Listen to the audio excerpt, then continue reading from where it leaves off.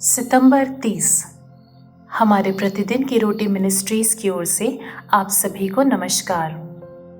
आज के हमारे संदेश का शीर्षक है कम से कम होने की संभावना, केनेथ पीटरसन की ओर से। आज के पवित्र शास्त्र का भाग है यहोशू 2 अध्याय 1 से 4 और 9 से 14 तक। तब नून के पुत्र यहोशू ने 2 भेदियों को शित्तीम से चुपके से भेज दिया और उनसे कहा, जाकर उस देश और यरीहो को देखो। तुरंत वे चल दिए और राहाब नामक किसी वेश्या के घर में जाकर सो गए। तब किसी ने यरीहो के राजा से कहा, आज की रात कई एक इजरायली हमारे देश का भेद लेने को यहाँ आए हुए हैं। तब यरीहो के राजा ने राहाब के पास यूं कहला भेजा, जो पुरुष तेरे यहाँ आए हैं उन्हें बाहर ले आ, क्योंकि वे सारे देश का भेद लेने को आए हैं। उस स्त्री ने दोनों पुरुषों को छुपा रखा और इस प्रकार कहा, मेरे पास कई पुरुष आए तो थे, परंतु मैं नहीं जानती कि वे कहाँ के थे।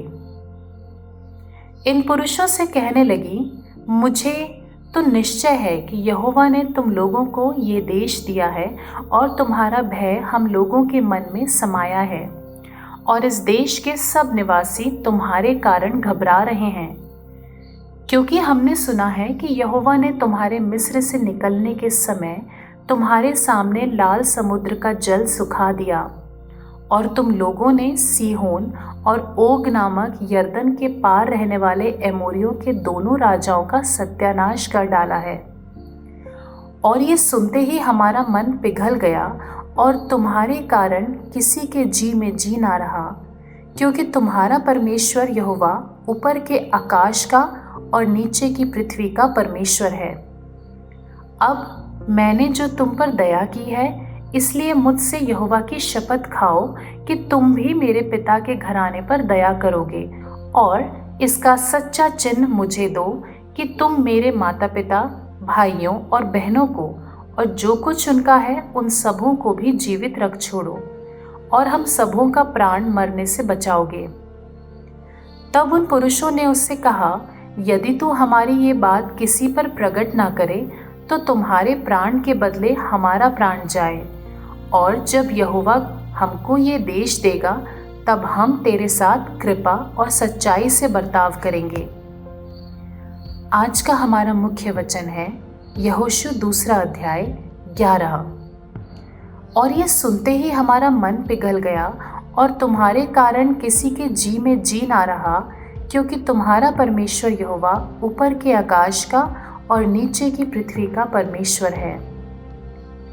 हॉलीवुड हमें प्रसिद्ध जासूस देता है जो आकर्षक एस्टन मार्टिन्स और अन्य लग्जरी स्पोर्ट्स कारों में तर्रार ड्राइवर है। लेकिन पूर्व CIA प्रमुख जोना मेंडिस वास्तविक चीज की इससे बिल्कुल उलट तस्वीर पेश करती हैं। वो कहती हैं, एक एजेंट को सीधा साधा आम आदमी होना चाहिए जिसका कोई खास विवरण ना हो और जो बहुत आकर्षक ना हो। आप चाहते हैं कि वे भूलने योग्य हों। सबसे अच्छे एजेंट वे होते हैं जिनके एजेंट की तरह दिखने की संभावना सबसे कम होती है।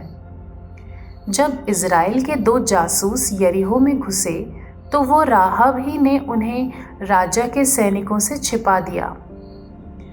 ऐसा प्रतीत होता है कि वो परमेश्वर द्वारा जासूसी एजेंट के रूप में नियुक्त की जाने वाली सबसे कम संभावना वाली व्यक्ति थी, क्योंकि उसके खिलाफ 3 बातें थी। पहली, वो एक कनानी थी, दूसरी, वो एक महिला थी, और तीसरी, वो एक वेश्या थी। फिर भी राहाब ने इजरायलियों के परमेश्वर पर विश्वास करना शुरू कर दिया था, क्योंकि तुम्हारा परमेश्वर यहोवा ऊपर के आकाश का परमेश्वर है।